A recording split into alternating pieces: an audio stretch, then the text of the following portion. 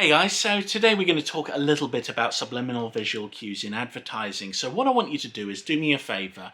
I want you to pause the video in a moment, then I want you to go all the way to Google image search. I want you to look at the FedEx logo, come back to the comment section and leave me a little message letting me know if you saw the subliminal message hidden in the logo.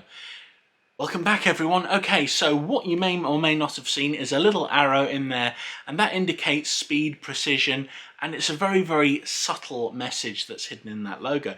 You also get messages in logos like the Amazon logo, for example, where you've got A to Z, and that's turned into a little smile by the arrow that goes underneath. Within Heineken, they've got a very subtle one, where what they do is they take the E's and they just tilt them slightly so that they stand out.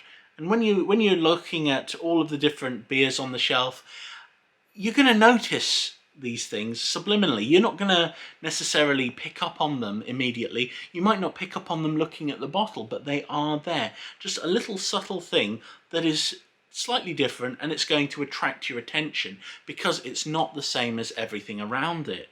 So when it comes down to putting in subliminal cues, it can be really good for business. I mean, personally, I prefer Birra Moretti, but even so, I've tried Heineken, and it's probably because I didn't notice at the time that those E's were a little bit to the side.